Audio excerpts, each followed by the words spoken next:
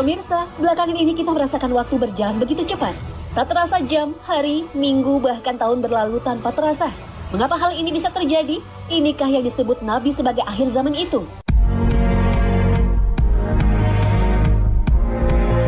Pemirsa sana, tahukah Anda banyak ilmuwan menegaskan kita saat ini sudah memasuki tahap awal proses terjadinya hari kiamat?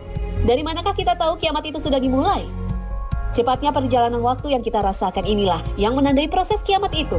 Dalam kehidupan sehari-hari, kita sering merasakan waktu berlalu begitu cepatnya. Rasanya baru kemarin hari Jumat, kita sudah diambang akhir pekan lagi.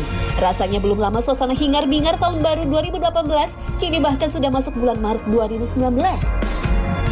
Bulan Ramadan 2018 terasa baru beberapa waktu lalu.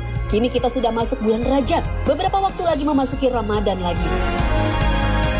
Demikian pula pergantian bulan, peralihan dari Februari ke Maret, bahkan sebentar lagi sudah April. Ini sangat tak terasa. Apalagi pergantian hari ke hari, satu hari terasa seperti 1 jam. Apakah Anda juga merasakannya?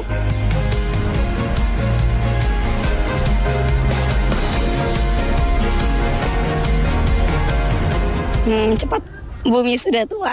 Kalau menurut saya sih sekarang berjalan cepat ya. Mungkin pertanda kesibukan juga. Atau tandanya ini mungkin dunia udah mau berakhir lah. Cepat mungkin karena kita bertambahnya umur. Kalau kita tuh udah ngerti banget yang namanya waktu gitu. Tapi kita udah bertambahnya umur, kita tahu waktu ini jam berapa, kita ngapain, kegiatan kita ini hari habis ini ngapain, kita malam ngapain. Jadi kita udah tahu memilah-milah waktu atau membagi-bagi waktu gitu loh. Jadi mungkin cepatnya atau lambatnya itu waktu karena umur sih. Menurut aku pergantiannya cepat. Kalau dikerjainnya kegiatan dalam sehari itu banyak. Mungkin kayak menurut aku cepat, menurut Masnya kan kayak beda itu karena aktivitas yang kita lagi jalanin aja gitu Mas. Nggak bertanda apa-apa sih menurut aku.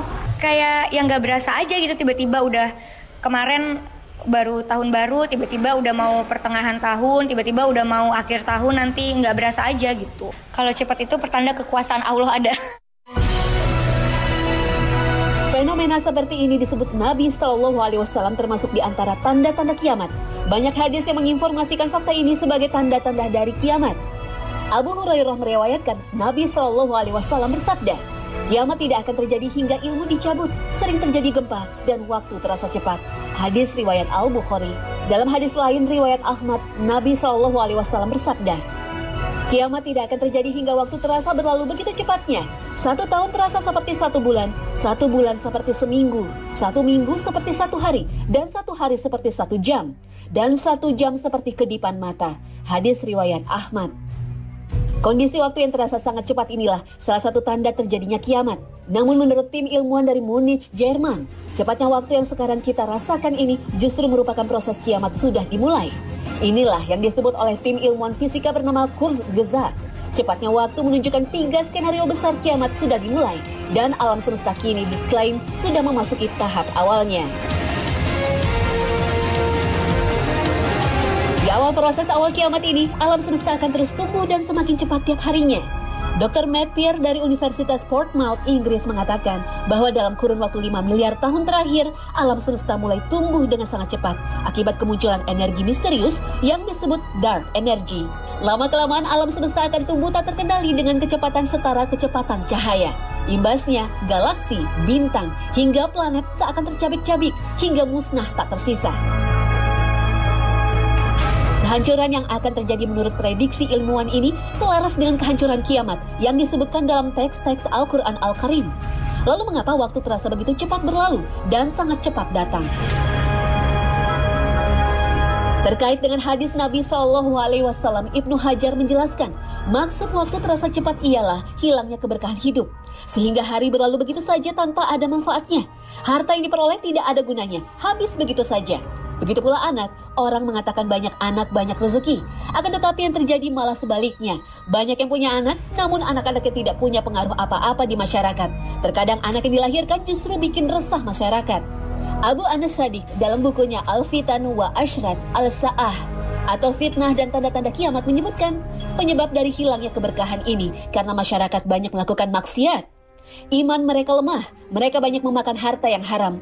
Korupsi dan pencurian hak orang lain terjadi di mana-mana. Mereka menafkahi keluarganya dengan harta yang haram. Akibatnya, kehidupan keluarga mereka tidak berkah. Meskipun mereka banyak yang kaya, namun kehidupan mereka tidak damai dan tentram. Dalam Al-Quran, Allah Subhanahu wa Ta'ala sudah menjelaskan bahwa keberkahan hidup sangat berkaitan dengan iman dan amal seseorang. Masyarakat yang menjalani kehidupannya dengan penuh keimanan dan amal soleh, niscaya Allah Subhanahu wa Ta'ala akan menurunkan kepada mereka keberkahan, baik yang muncul dari langit ataupun bumi. Sebaliknya, masyarakat yang senang berbuat maksiat, Allah akan menutup pintu berkah itu untuk mereka. Hal ini sebagaimana yang tersirat dalam firman Allah Subhanahu wa Ta'ala, surah Al-A'raf ayat 96. Jikalau sekiranya penduduk negeri-negeri beriman dan bertakwa, pastilah kami akan melimpahkan kepada mereka berkah dari langit dan bumi.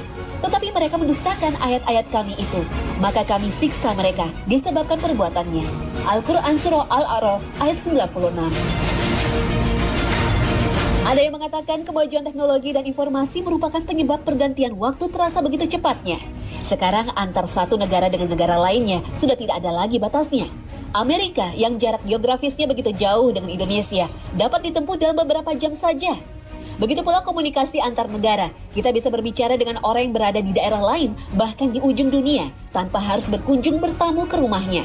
Semua ini berkat kemajuan teknologi, alat komunikasi, dan transformasi. Inilah yang ditegaskan ilmuwan muslim modern, bahwa kemajuan teknologi sangat berefek terhadap cepatnya pergantian waktu. Perjalanan yang dulu berlangsung beberapa bulan, kini dapat dilakukan hanya dalam beberapa jam saja.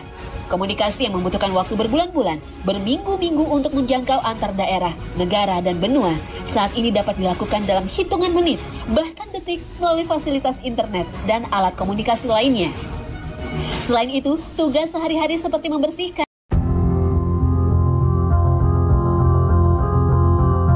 pemirsa Asana, tahukah Anda semua benda-benda di bumi ini kelak akan menjadi saksi amal manusia di hadapan Allah Subhanahu wa Ta'ala?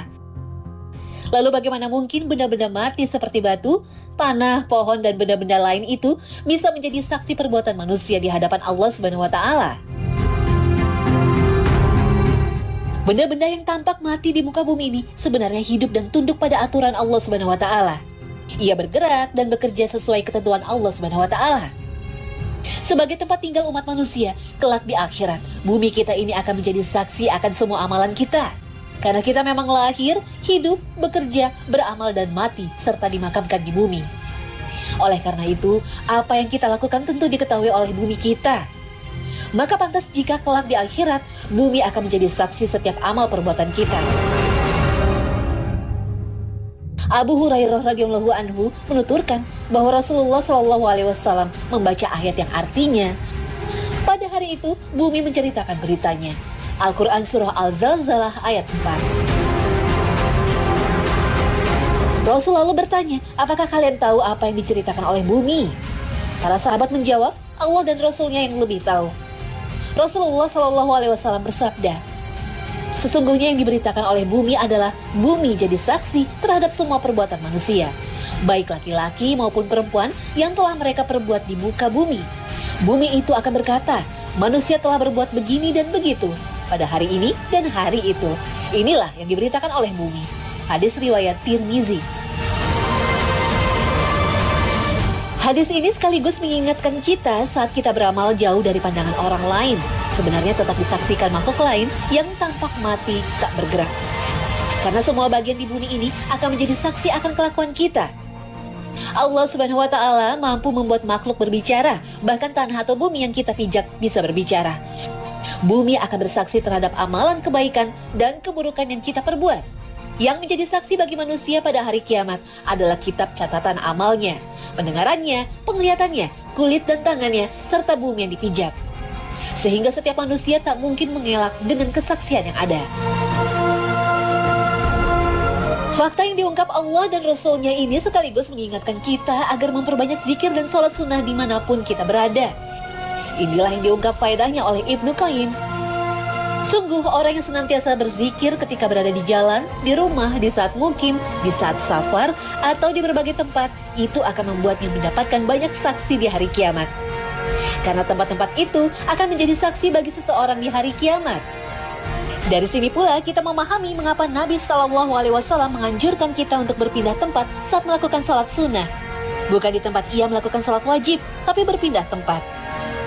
Nabi Shallallahu Alaihi Wasallam bersabda, janganlah menyambung satu sholat dengan sholat yang lain sebelum kita berbicara atau pindah dari tempat sholat. Hadis riwayat Muslim. Termasuk pula keutamaan mengerjakan sholat sunnah di rumah supaya mendapat banyak saksi pada hari kiamat. Setiap tempat yang menjadi lokasi bersujud menjadi saksi kelak di akhirat. Rasulullah Shallallahu Alaihi Wasallam bersabda, "Salatlah kalian wahai manusia di rumah kalian, karena sebaik-baik salat kalian adalah salat di rumahnya, kecuali salat wajib." Hadis riwayat Bukhari. Pada hari kiamat kita tak akan bisa beralasan apapun di hadapan Allah Subhanahu Wa Taala. Mulut kita dikunci, semua anggota badan pun juga menjadi saksi atas kelakuan umat manusia di hadapan Allah Subhanahu wa taala. Allah berfirman, "Pada hari ini kami tutup mulut mereka dan tangan-tangan mereka berkata kepada kami, dan kaki-kaki mereka memberi kesaksian terhadap apa yang telah mereka usahakan." Al-Quran Surah Yasin ayat 65. Anas bin Malik radhiyallahu anhu meriwayatkan, suatu kali kami berada di sisi Rasulullah, lalu tiba-tiba beliau tertawa. Kemudian bersabda, "Tahukah kalian apa yang menyebabkan aku tertawa?" Kami menjawab, "Allah dan Rasulnya yang lebih tahu." Lalu beliau bersabda, "Aku tertawa karena ada percakapan hamba terhadap Robnya. Hamba itu berkata, 'Wahai Robku, bukankah engkau akan menjatuhkan hukuman kepadaku lantaran kezoliman?' Allah menjawab, 'Ya tentu.' Rasul melanjutkan sabdanya. Lalu hamba itu berkata, 'Kalau begitu aku tidak mau diberi sanksi kecuali ada saksi dari diriku sendiri.' Lalu Allah berfirman, 'Cukuplah dirimu pada hari ini menjadi saksi atas dirimu sendiri, dan para malaikat pencatat juga menjadi saksi.' Lalu dikuncilah mulutnya, kemudian dikatakan kepada anggota-anggota badannya, 'Bicaralah kamu.' Lalu anggota-anggota badan itu menceritakan tentang amal perbuatannya. Kemudian ketika dia dibebaskan dan bisa bicara lagi, ia berkata, 'Celakalah kalian, padahal untuk kalianlah aku membela dan membantah.' Hadis riwayat Muslim. Wallahu a'lam.